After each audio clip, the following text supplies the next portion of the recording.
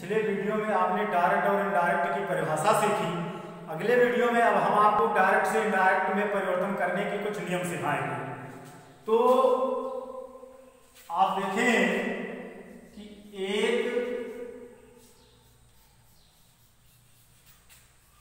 Narration के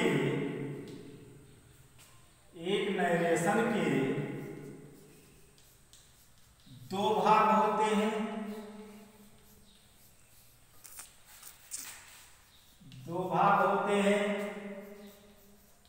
पहला भाग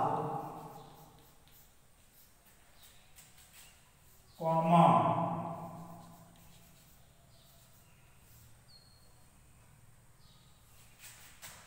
के बाहर होता है, कॉमा के बाहर होता है,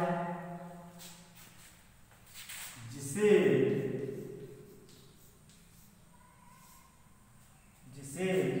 रिपोर्टिंग वर्ब कहते हैं।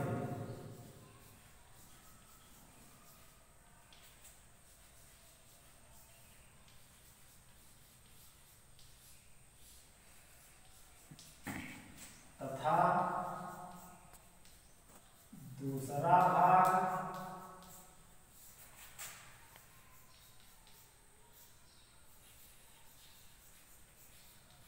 डबल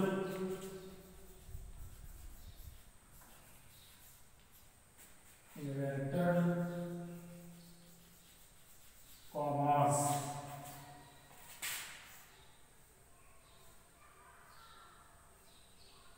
इसको डबल इन्वर्टेड कॉमास कहते हैं। इधर से शुरू होता है और जहां वाक्य समाप्त होता है वहां आप इन्वर्टेड कॉमा बंद कर देते हैं, तो डबल इन्वर्टेड कॉमा कहलाता है। तो दूसरा भाग डबल इन्वर्टेड कॉमास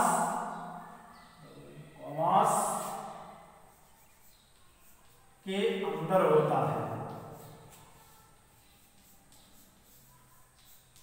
अंदर होता है, इसे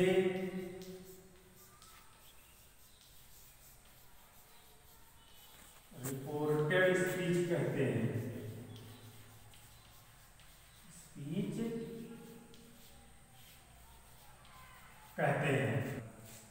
तो अब आपने देखा कि एक नरेशन जो होता है वो दो भागों में बटा होता है।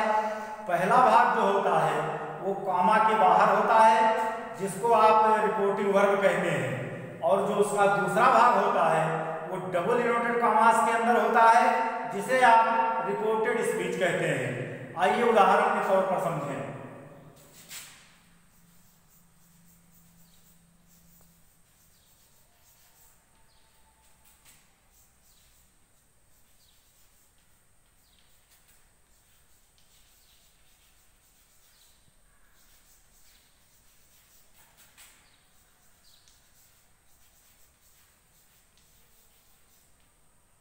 आप देखें कि राम सेड टू मी, इसके बाद कॉमा लगा हुआ है।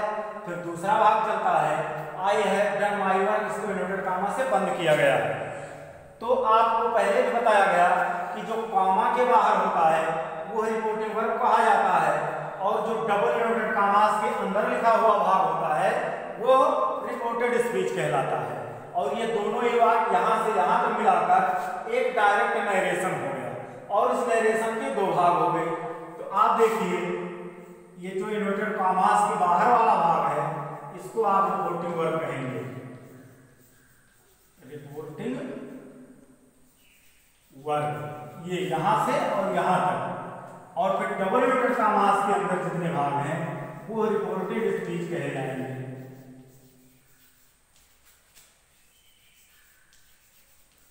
तो अब आपको नरेशन को पहचानने में इस तालिका के हिसाब से, इस सहयोग से आपको काफी मदद मिलेगी कि जो कॉमा के बाहर का जो भाग है उसे आप रिपोर्टिंग वर्ब के नाम से जानें, और डबल इन्वर्टेड कॉमास के अंदर जो भाग है उसको आप रिपोर्टेड स्पीच के नाम से जानें।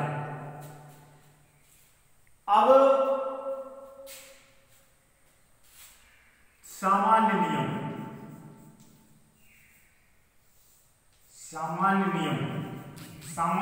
में डायरेक्ट से इनडायरेक्ट, बात डायरेक्ट में है तो इनडायरेक्ट आप बदलेंगे कैसे, उस पर आपको चर्चा करनी है।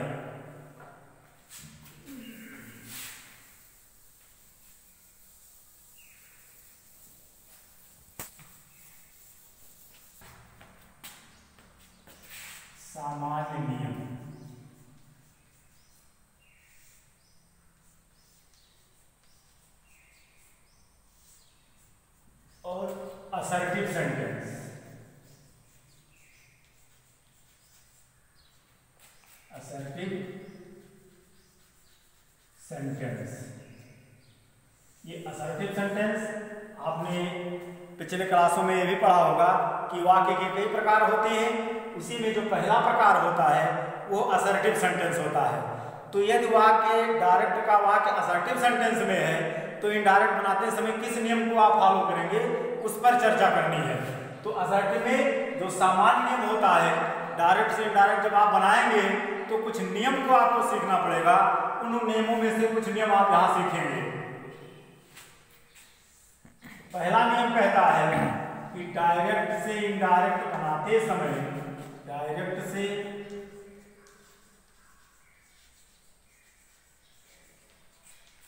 इनडायरेक्ट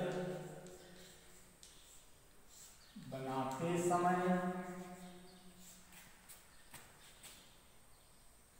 कॉमा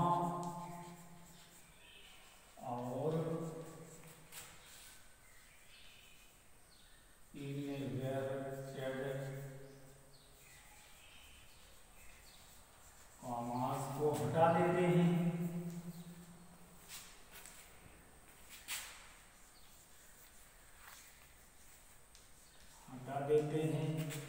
तथा दोनों वाक्यों को जोड़ने के लिए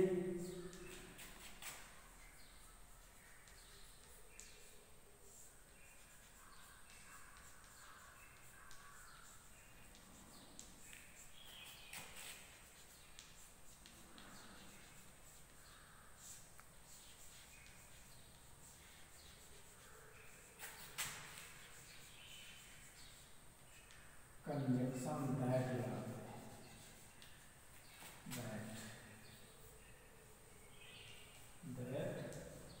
लगाते हैं। पहला नियम है कि जो आपने रिपोर्टिंग वर्ब और रिपोर्टेड स्पीच के बीच में जो कॉमे लगे होते हैं उनको आप हटा देंगे और उनको हटाने के बाद दोनों वाक्यों के बीच में कंजंक्शन दैट लिख देंगे और कंजंक्शन से दोनों वाक्यों को जोड़ेंगे। ये आपका पहला नियम था।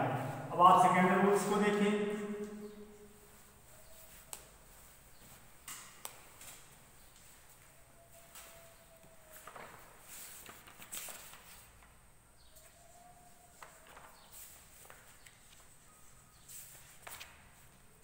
रिपोर्टिंग वर्ब में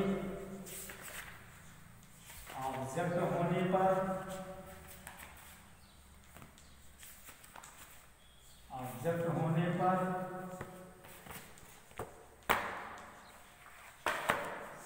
से को टेल में सेज को टेल्स में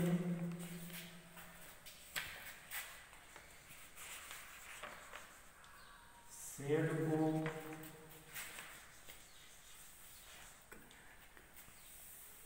टोल्ड में तथा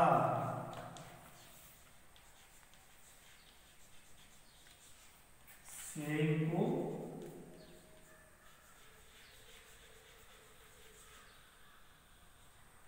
टेलिंग में बदलेंगे।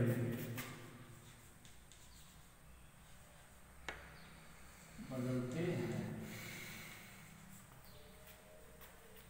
अब आप नंबर तीसरा देखेंगे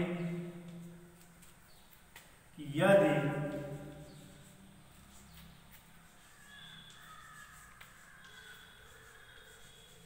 रिपोर्टिंग वर्ब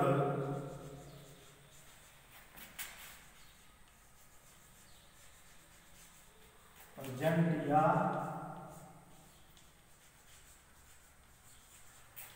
फ्यूचर टेंस में हो तब रिपोर्टेड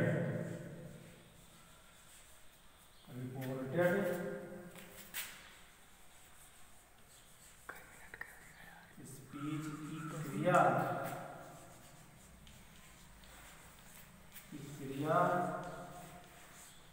नहीं बदलती है। तो आप ये तीन नियम देखें कि असर्टिव सेंटेंस को बदलने के लिए पहला है कि आपको कंजक्शन दैट लगाना है, दूसरा है कि यदि रिपोर्टिंग वर्ब में ऑब्जेक्ट है तो से को टेल में, सेज को टेल्स में, सेड को टोल्ड में तथा सेइंग को टेलिंग में बदलेंगे। तीसरा जो कहता है कि यदि आप रिपोर्टिंग वर्ब की क्रिया प्रेजेंट या फ्यूचर टेंस में है तब रिपोर्टेड स्पीच का वर्ब नहीं बदलता है। आइए उदाहरण देखते हैं।